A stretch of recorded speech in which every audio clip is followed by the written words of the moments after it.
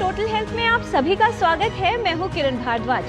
शहर क्या देखे कि हर मंजर पर जाले पड़ गए।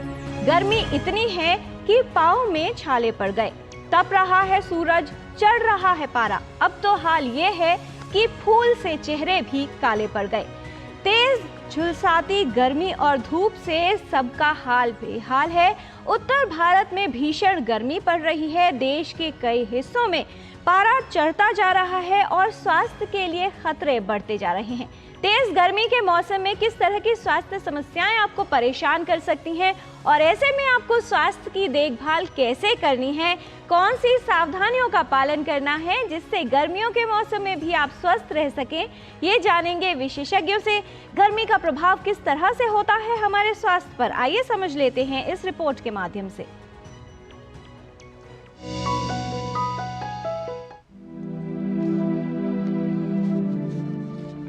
लगातार चढ़ता पारा और बढ़ती गर्मी से स्वास्थ्य के लिए कई खतरे बढ़ जाते हैं।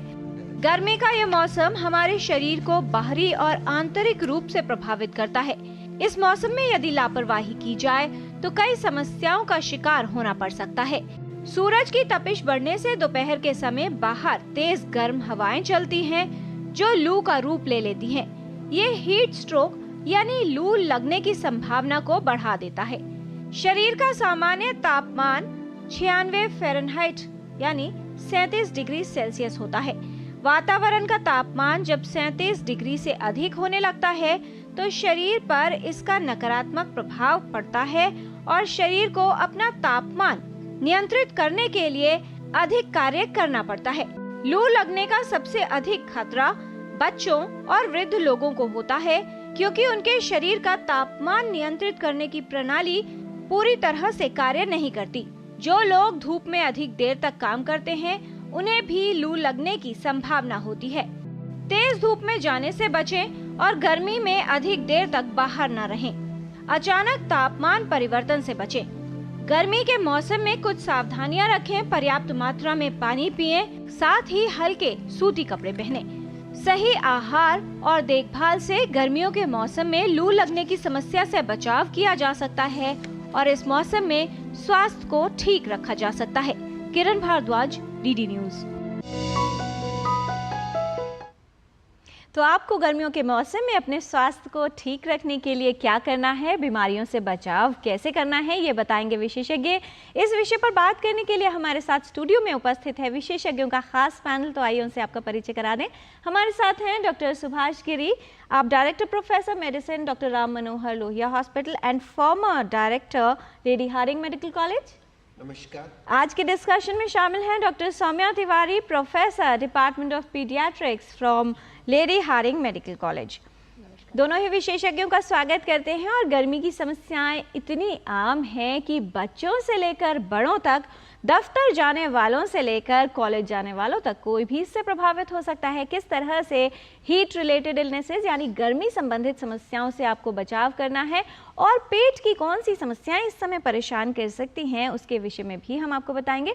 इससे संबंधित अगर आप कोई प्रश्न पूछना चाहते हैं तो हमारे टोल फ्री नंबर पर कॉल करें। नंबर है 1800111234।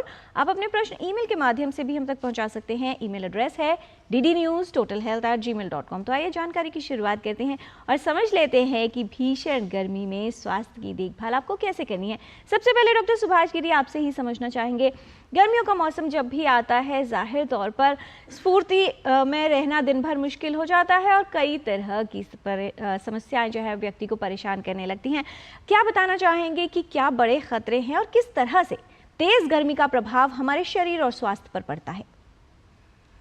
गर्मी के सीजन में जब मिड समर आता है, यानी कि जो अप्रैल, मई और जून स्पेशली, और या फिर ह्यूमिड होने पे जुलाई के अंदर, इस दौरान नॉर्दर्न इंडिया और सेंट्रल इंडिया में टेम्परेचर काफ़ी ज़्यादा बढ़ जाता है। जब टेम्परेचर बियॉन्ड 40 डिग्री सेंटीग्रेड चला जाता है या फिर टेम्परेचर कंपेरेटिवली लोअर भी हो पर ह्यूमिडिटी ज़्यादा होती है, तो ये दो कंडीशन ऐसी हैं जिस टाइम किसी भी व्यक्ति का यदि लंबे टाइम तक सन में या हीट में रहने का किसी वजह से रहना पड़ जाए तो उसको हीट स्ट्रोक होने की संभावना होती है। दूसरा ये भी रहता है, जो लोग गर्मी में एक्सरसाइज ज़्यादा करते हैं, जैसे कुछ एथलीट्स हैं या फिर कुछ लोग कहीं पे प्रेपरेशन करते हैं पुलिस में एंट्री के लिए या आर्मी में एंट्री के लिए, एक दो केसेस उसमें देखने को मिला कि वो धूप के टाइम दौड़ते हैं तो उसकी वजह से बॉडी का टेम्परेचर बढ़ जाता है। एक्चुअली हमारी बॉडी में एक थर्मो रेगुलेटरी सेंटर है जो कि हमारे टेम्परेचर को कंट्रोल रखता है। हम वार्म ब्लडेड एनिमल्स में आते हैं, यानी कि हमारा टेम्परेचर 37 डिग्री सेंटीग्रेड ही रहेगा चाहे हम ठंडे मौसम में जाएं या गर्म में जाएं। यदि हमारा लॉन्ग टाइम के लिए जब एक्सपोजर होता है तो बाहर की गर्मी को हमारा फिजियोलॉजिकल जो कंट्रोल करने का सिस्टम है वो फेल हो जाता है, यानी कि वो अब उसको कंट्रोल नहीं कर पा रहा, जिसकी वजह से बॉडी का टेम्परेचर बढ़ने लगता है। जब बॉडी का टेम्परेचर 104 डिग्री फ़ारेनहाइट के बियॉन्ड चला जाता है, यानी कि 40 सेंटीग्रेड के बियॉन्ड चला जाता है और बॉडी अपने आप को ठंडा नहीं कर पा रही, तो ये कंडीशन है जब हम बोलते हैं हाइपरथर्मिया हो गया, और ये हीट स्ट्रोक की एक कंडीशन है।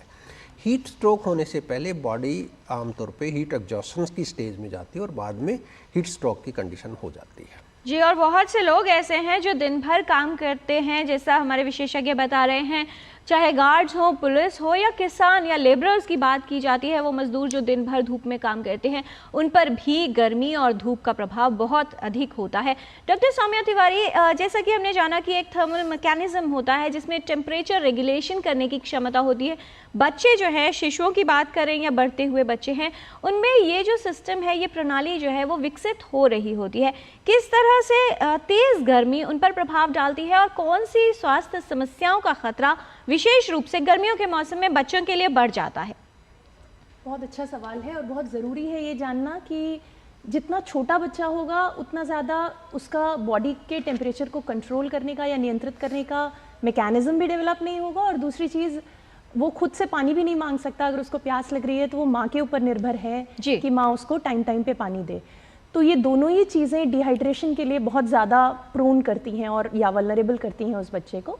तो जैसे जैसे मौसम का तापमान बढ़ता चला जाता है, मौसम गर्म होता जाता है, माँओं का ये काम है, एक्सक्लूसिवली ब्रेस्ट फेड बच्चा है पहले 6 महीने, वो तो माँ के दूध से ही उसका सारा काम हो जाता है, अलग से उसको पानी देने की ज़रूरत नहीं है या ORS देने की ज़रूरत नहीं है। अगर जब तक वो नॉर्मल है, अगर उसको दस्त हो रहे हैं तो अलग बात है, तो उसे पानी की ज़रूरत ज़्यादा है। 6 महीने के बियॉन्ड खाने के साथ साथ माँ को कहा जाता है कि पानी देना है, और एक थोड़ा सा रफ आइडिया लगता है जब माँ को ये कहा जाता है कि हम लोग बताते हैं कि आप यूरिन कितना कर रहा है बच्चा, पेशाब की मात्रा कितनी है, उससे आप अंदाज़ा लगा सकते हो कि बच्चे को पानी की कमी तो नहीं हो रही है। तो जितना वो नॉर्मली करता था उतना ही कर रहा है या कम हो गया है, या कलर बहुत कॉन्सेंट्रेटेड, बहुत थिक येलो है, तो ये बताते हैं कि मतलब हम इस तरह से माँ को गेज करने का वो देते हैं, आइडिया देते हैं कि पता चलता रहे कि पानी कितना ज़्यादा, पानी की कमी हो रही है या नहीं हो रही है। दूसरे ये भी होता है, तो पानी जो आपने पूछा कि टेम्परेचर कंट्रोल उतना विकसित नहीं होता है और प्लस बच्चे को अपनी आवश्यकताओं का अंदाज़ा नहीं होता है, तो वो मदर इस तरह से ध्यान रख सकती हैं। एक्सपोजर जनरली बहुत छोटे बच्चे का बाहर से नहीं होता है जी, यूजुअली धूप में नहीं ले जाती हैं माएँ, इस चीज़ का ध्यान रखती हैं। तो और स्कूल जाने वाले बच्चे जो हैं वो घर में रुकते नहीं हैं, उनके लिए क्या करना है ये भी आपसे जान लेंगे। डॉक्टर सुभाष गिरी, जो लोग बहुत ज़्यादा एसी एनवायरनमेंट में रहते हैं, चाहे गाड़ी में ट्रैवल कर रहे हों या दफ्तर से तेज़ धूप में दोपहर में बाहर निकले, जो सडन टेम्परेचर वेरिएशन है वो काफ़ी घातक सिद्ध हो जाता है कभी कभी। किस तरह का ध्यान रखना चाहिए और गर्मी के मौसम में क्या जो क्लोथिंग है या कपड़े किस तरह के पहने हैं, ये सारी चीज़ें भी इफ़ेक्ट कर सकती हैं कि गर्मी का प्रभाव कितना होगा व्यक्ति पर? जी, यदि कोई व्यक्ति एक्लेमेटाइज नहीं है, यानी कि उसकी बॉडी उस टेम्परेचर के लिए अभी तक एडजस्टेड नहीं है और वो सडन चेंज करता है, तो ये वो व्यक्ति हैं जिनको हीट स्ट्रोक होने की या हीट एग्जॉशन होने की ज़्यादा संभावना रहती है जी। तो इन लोगों को सडन टेम्परेचर को अवॉइड करना चाहिए। यदि सडन टेम्परेचर होता है तो उसमें 2-3 चीज़ें होने की, 1-2 चीज़ें देखी जाती हैं। एक तो सन बर्न होने का बहुत जल्दी इनको संभावना होती है। दूसरा ये है कि इनका स्वेटिंग, एक्सट्रीम स्वेटिंग होता है, उस टाइम पे टेम्परेचर बढ़ने लगता है, बॉडी ठंडी होती है, वेट होती है, लेकिन एग्जॉस्टेड फील करते हैं, कई बार चक्कर आना शुरू हो जाता है और इनका पल्स ज़्यादा फास्ट होता है और रेस्पिरेशन यानी कि सांस लेने की प्रक्रिया भी तेज़ हो जाती है। ब्लड प्रेशर यदि खड़े होकर देखेंगे तो ब्लड प्रेशर फॉल करता है और ये वाली सिचुएशन में ये लोग जल्दी चले जाते हैं। ये सिचुएशन है जब हम उसको रिवर्स कर सकते हैं, यानी कि यदि इस टाइम पे उसकी पानी पीना मतलब ज़्यादा करे, लिक्विड्स ज़्यादा ले ले और ठंडे एनवायरनमेंट में वो चला जाए तो ये रिवर्सल हो जाएगा। लेकिन यही व्यक्ति जो एक्रेमलाइट नहीं है तो वो यदि उस टाइम पे इस कंडीशन को कंटिन्यू करता है, यानी कि धूप में कंटिन्यू करता है, तो हीट स्ट्रोक में जाने की संभावना भी है। इससे बचने का सबसे अच्छा तरीका यही है कि आप पानी तो एक एडिकेट अमाउंट में पीजिए, ज़्यादा से ज़्यादा पीजिए। जी डॉक्टर गिरी, इसी से जुड़ा एक सवाल भी आ गया है ईमेल पर। अनूप कुमार जी हैं रांची से, वो ये पूछ रहे हैं कि हाइड्रेशन मेंटेन करना क्योंकि ज़रूरी होता है, तो कितना पानी या तरल पेय जो पी रहे हैं कितनी मात्रा में पिएं एक दिन में, खासतौर पर गर्मियों के मौसम में? देखिए, हमारा शरीर ऐसे बना हुआ है कि वो अपने आप पानी मांगता है। आपको ये बोलने की ज़रूरत नहीं होती कि आप 4 लीटर पानी पीजिए, गर्मी में 2 पीजिए या जो भी है। यूजुअली बॉडी जो गर्मी के अंदर रिक्वायरमेंट 3 से 5 लीटर का आमतौर पे ज़रूरत पड़ जाती है, पर बॉडी आपको हर बार बताएगी कि मुझे लिक्विड्स की ज़रूरत है। वो लिक्विड आप पानी सिंपल ले सकते हैं, नींबू का पानी ले सकते हैं, छाछ ले सकते हैं, नारियल पानी ले सकते हैं। तो इस तरह से करके आपको लिक्विड ज़्यादा से ज़्यादा लेना चाहिए। जी डॉक्टर सौम्या, सुजाता जी का एक ईमेल है, वो ये पूछ रही हैं कि 6 महीने का बच्चा है उनका, शिशु है, तो उसको दस्त की समस्या है 2 दिन से। वो ये सोच रही हैं कि क्योंकि बहुत ज़्यादा दस्त हो रहे हैं तो क्या उसको डाइजेस्टिव सिस्टम को आराम देने के लिए जो फीड की मात्रा है उसको कम रखा जाए तो उससे फ़ायदा होगा? नहीं, ये थोड़ी भूल होगी। बच्चों और बड़ों में अंतर होता है। तो गट को रेस्ट देना या आराम देना कि जितना कम लेगा उतना कम करेगा, जाहिर सी बात है। आप कम देंगे तो हो सकता है उसका जो आते हैं वो आते इस दौरान जल्दी चल रही होती हैं, जिस दौरान गट का इन्फेक्शन होता है जी। तो जितना आप कम देंगे हो सकता है उतना कम बार करे बच्चा दस्त, लेकिन पानी की मात्रा उतनी ही निकलेगी। क्योंकि कई बार कारण ऐसे होते हैं कि सिक्रेटरी हम कहते हैं कि आते अपने आप उसमें पानी ऐड कर रही होती हैं, तो जो स्टूल का वॉल्यूम है वो उतना ही ज़्यादा निकलेगा और बच्चे को पानी का नुकसान उतना ही ज़्यादा होगा। और अगर आप मात्रा कम कर देते हैं देने की, यानी ORS या दूध या आपने कम दिया, तो बच्चे को और ज़्यादा नुकसान होता जाएगा, डिहाइड्रेट होता ही चला जाएगा और हालत ज़्यादा ख़राब हो सकती है। जी, तो आवश्यक है कि अगर दस्त की स्थिति उत्पन्न हुई है तो फीडिंग बंद ना की जाए और ORS का घोल अवश्य दिया जाए, क्योंकि निर्जलीकरण की जो समस्या है या डिहाइड्रेशन है उससे बचाव किया जा सके। डॉक्टर सौम्या, खान पान की अगर बात करें, बच्चे वेकेशंस क्योंकि अब शुरू ही होने वाली हैं, तो बच्चे ऐसे में फास्ट फूड भी खाते हैं, जंक फूड भी खाते हैं और साथ ही कोल्ड ड्रिंक्स पर भी बहुत जोर रहता है। खान पान को लेकर किन बातों का ध्यान रखने की आवश्यकता है, क्योंकि फूड पॉइजनिंग के मामले भी इस मौसम में काफ़ी देखे जाते हैं? जी बिल्कुल, फूड पॉइजनिंग, पीलिया, हैजा, बहुत सारी चीज़ें हैं जो गर्मी के मौसम में बढ़ती जाती हैं जी। और बहुत बड़ा रीज़न ये होता है कि बच्चे बाहर का खा रहे होते हैं और माँ बाप भी ये सोच के अलाउ करते हैं कि कोई बात नहीं, ये चीज़ें हेल्दी हैं, जैसे कि बाहर का जूस हो गया और सैलेड्स हो गए, फ्रूट चाट दी जाती है, बहुत सारे कट फ्रूट्स भी उनको खिलाए जाते हैं। तो गर्मी में पानी से अगर कोई चीज़ अच्छे से वॉश्ड नहीं है तो वो इन्फेक्शन तो कैरी करेगी। तो अगर आप बच्चे को, बेस्ट यही होता है कि बच्चा बाहर निकल भी रहा है तो अपने साथ चीज़ें लेके निकले, अपने साथ बॉटल जिसमें माँ ने नींबू पानी बनाया है या पानी दिया हुआ है साथ में, या कुछ भी नहीं है तो आप ORS का घोल दे सकते हैं कि बहुत गर्मी में खेलने निकल रहा है तो एक बॉटल है साथ में जिसमें आपने ORS 1 लीटर बना के दिया हुआ है। तो उसका ये फ़ायदा है कि बाहर जितनी बार भी उसको प्यास लगेगी वो पानी के अलावा सॉल्ट्स भी लूज करती है बॉडी, तो वो बैलेंस्ड फ्लूइड लेना बहुत ज़रूरी है। जी। बाहर जाके अगर ऑब्वियसली बच्चे के पास कुछ नहीं है तो वो बाहर की चीज़ों पे निर्भर है। अगर वो बाहर चीज़ें खाएगा, स्पेशली पानी, जैसे आप कह रही हैं जूसेस या कोल्ड ड्रिंक्स, तो उसका दूसरा नुकसान ये होता है, एक तो इन्फेक्शन है और दूसरा नुकसान ये है कि उसमें चीनी की मात्रा बहुत ज़्यादा होती है। तो जब हम इतनी ज़्यादा चीनी अपनी आंतों में डालेंगे तो वो पानी को अब्जॉर्ब करेगी और इनफैक्ट हमें पानी की और कमी होती चली जाएगी। तो चीनी, नमक दोनों ही चीज़ें बहुत ज़्यादा होती हैं कोल्ड ड्रिंक्स में। तो कोल्ड ड्रिंक तो बिल्कुल ही कोई भी ऑप्शन नहीं है। इनफैक्ट डिहाइड्रेशन से बचने के लिए आप पानी और घर में बने जूसेस इस्तेमाल कर सकते हैं या फल वैसे ही खा सकते हैं, बहुत जूसी फ्रूट्स, पर कोल्ड ड्रिंक ना पिएं। जी, क्योंकि उसके लिए जो तरल पेय हैं उनमें बहुत से विकल्प हैं, चाहे नींबू पानी हो, छाछ हो, वो भी बच्चों को दी जा सकती है। और अगर फलों का रस देना है तो आवश्यक है कि घर पर ही निकाल के दें, आपको पता रहेगा कि वो साफ़ और स्वच्छ है। डॉक्टर गिरी, हीट स्ट्रोक की आप बात कर रहे थे जो एक एक्सट्रीम स्टेज है, क्या व्यक्ति में उससे पहले भी कुछ लक्षण आते हैं जिससे उसको एक संकेत मिल जाए कि शायद जो धूप का प्रभाव है या गर्मी का प्रभाव है उस पर होने लगा है और पहचान जल्दी हो सके? हाँ, ये संभव है यदि कोई आदमी अपना ध्यान रखता है, कोई भी व्यक्ति इस चीज़ पे कि वो यदि लंबे टाइम तक हीट में एक्सपोज नहीं करेगा तो उसका हीट स्ट्रोक में जाने की संभावना बिल्कुल कम रहेगी जी।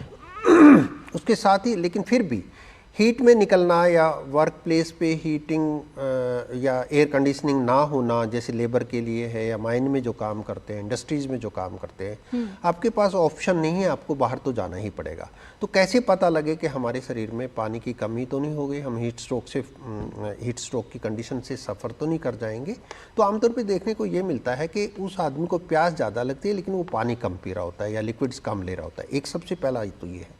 सेकेंडली, उसको बहुत एक्सेसिव स्वेटिंग होती है, बहुत बुरी तरह से पसीना आता है।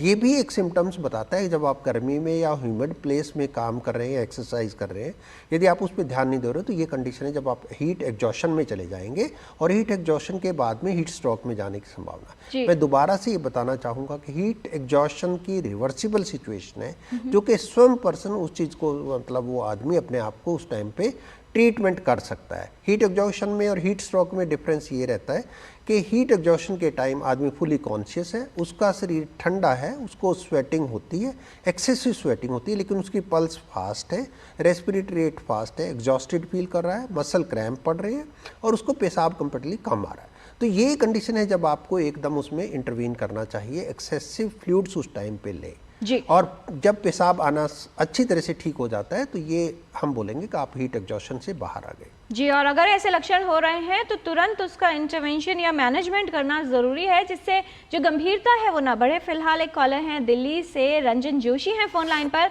स्वागत आपका, सवाल पूछिए। हाँ, मेरा प्रश्न ये है जी कि अगर बच्चों को या बूढ़ों को, यानी जो 55-60 से ऊपर की उम्र है, अगर मजबूरी में निकलना पड़े, कोशिश तो करते हैं अवॉइड करने की, बाहर निकलने की, लेकिन मजबूरी में निकलना पड़े तो क्या प्रिकॉशंस लेने चाहिए और जिससे कि हीट से बच सके? और दूसरा मेरा पहला प्रश्न तो ये, दूसरा ये मेरी रिक्वेस्ट है कि इसका रिपीट, क्योंकि अभी आधे घंटे का प्रोग्राम हो गया, तो इसका रिपीट टेलीकास्ट जो है शाम को मिल जाए, कभी मॉर्निंग में ये ना देख पाए तो शाम को मिल जाए, इसका देखने का तो बड़ा अच्छा रहेगा, या यूट्यूब पे ये अवेलेबल हो जाए। जी जरूर। तो रंजन जी बहुत धन्यवाद कॉल करने के लिए। आपका जो सुझाव है हम अपने ऑफिशियल्स तक अवश्य पहुंचा देंगे रिपीट टेलीकास्ट का। डॉक्टर गिरी, ये जो प्रिकॉशन की बात है कि मान लीजिए अगर बाहर निकलना पड़ता है, अभी तक एसी में बैठे थे, कई बार गाड़ियों में भी होता है कि गाड़ी में एसी चल रहा है, तुरंत बाहर निकलना है, तो क्या ऐसे में अगर पानी पी के बाहर निकलेंगे उससे कुछ लाभ होगा या क्या अन्य जो है सावधानी आप बताना चाहेंगे? देखिए, पानी पी के भी निकलेंगे वो भी एक एडिशनल फैक्टर है, लेकिन साथ में पानी लेके चलिए। यदि धूप में जा रहे हैं, छाता आपके साथ हो, हैट आपने लगा रखा हो, चश्मा लगा रखा हो, बुजुर्ग ने अपने कॉटन के कपड़े पहन रखे हों और सिंगल लेयर कपड़े पहन रखे हों, लेयर्ड में ना पहन रखे हों, इन चीज़ों का ध्यान रखेंगे तो चांसेस ये है कि आप हीट एग्जॉशन से बच जाएंगे। दूसरा ये भी है कि यदि पीक आवर को आप अवॉइड करें, 12 बजे से लेकर 4 बजे तक का जो टाइम है, मिड डे का जो टाइम होता है, उस टाइम जो सन की रेज है वो डायरेक्ट हमारे शरीर पे आती हैं वर्टिकल फॉर्म में, तो मैक्सिमम हीटिंग उस टाइम पे होता है। तो उस टाइम को अवॉइड करके मॉर्निंग में, इवनिंग में आप रखें अपनी दिनचर्या को, और इन 2-3 चीज़ों का ध्यान रखें तो उससे आप संभव है कि आप बचें। और दूसरा, बच्चों के लिए स्कूली बच्चों की बात कर रहे थे, मैं डॉक्टर सौम्या से पूछना चाहूँगी, क्योंकि डॉक्टर सौम्या, स्कूल की वेकेशंस तो हो जाएंगे लेकिन बच्चों को घर में रोकना पॉसिबल नहीं हो पाता है, क्या ध्यान रखना है? क्योंकि वो बच्चे खेलने के लिए बाहर भी जाते हैं और शायद घर में बैठना पसंद भी नहीं करते हैं। एक तो जो जैसे डॉक्टर गिरी ने बताया, एक टाइम जो पीक आवर्स हैं, स्पेशली 12 से 3 या 12 से 4, कोशिश करें कि उस दौरान बच्चा बाहर ना जाए क्योंकि टेम्परेचर बहुत ज़्यादा होता है और गर्मी से प्रभावित होने की संभावना सबसे ज़्यादा होती है। दूसरे ये होता है कि क्लोथिंग का ध्यान रखना है, आपको कपड़े जैसे बताए वैसे पहनने हैं, पानी ज़रूर कैरी करना है और पानी पी के निकलना है। प्रेफरेबली आप पानी पी के बच्चे को भेजें तो फ़ायदा होगा। जी, आज हम टोटल हेल्थ में बात कर रहे हैं गर्मियों में स्वास्थ्य की देखभाल कैसे की जाए। हमारे विशेषज्ञ बता रहे हैं आपको सावधानियां जिनका पालन करके आप स्वस्थ रह सकते हैं और गर्मी के मौसम का भी मजा ले सकते हैं। हमारे साथ हैं डॉक्टर सुभाष गिरी, हमारे साथ हैं डॉक्टर सौम्या तिवारी। कुछ और भ्रम गर्मियों से जुड़े हुए हैं, उनको दूर करने की कोशिश करते हैं। रैपिड फायर क्वेश्चंस राउंड के माध्यम से छोटे सवाल और बहुत छोटे जवाब चाहेंगे। डॉक्टर गिरी, पहला सवाल आपसे कि क्या गर्मी का प्रभाव सिर्फ उन्हीं लोगों में होता है जो दिन भर तेज धूप में बाहर काम करते हैं? नहीं, ऐसा नहीं है। जो लोग एक्सरसाइज भी ज़्यादा एक्सरसाइज ओवर एग्जर्शन करते हैं उनमें भी हो सकता है, और जो फैक्ट्री वर्कर्स हैं जो कि जबकि शेडिड एरिया में काम करते हैं वहाँ पर भी गर्मी का टेम्परेचर मतलब गर्मी का प्रकोप हो सकता है।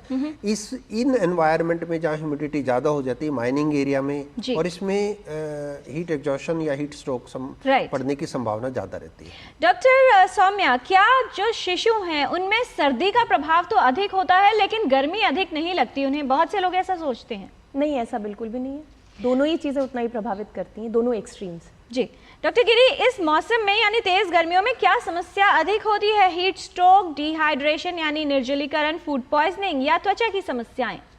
देखिए, सारी ही चीज़ें बहुत ज़्यादा होती हैं इस टाइम पे। हीट स्ट्रोक भी पड़ता है, हीट एग्जॉशन होता है, और डायरिया हीट एक्सपोजर की वजह से भी हो सकता है, इन्फेक्शन की वजह से भी हो सकता है। फूड पॉइजनिंग बहुत कॉमन है गर्मियों में। डॉक्टर सौम्या, बच्चे में गर्मी का प्रभाव होने लगा है यानी चिंता की जनक स्थिति हो रही है, इसका पता कैसे चलेगा? मुंह सूखना, बच्चे का चिड़चिड़ा होना या बहुत सुस्त हो जाना, पेशाब कम करना, ड्राई स्किन का ड्राई होना और बार बार पानी मांगना, ये कुछ लक्षण होते हैं जिनसे आप समझ सकते हैं कि बच्चे को पानी की कमी हो रही है। या अगर किसी व्यक्ति में डॉक्टर गिरी ड्राउजीनेस हो रही है यानी लग रहा है बेहोशी सी आ रही है या एनर्जी लेवल एकदम से कम होता है, क्या इसे एक सामान्य लक्षण माने गर्मियों का? नहीं, बिल्कुल नहीं। ये हीट स्ट्रोक का लक्षण है।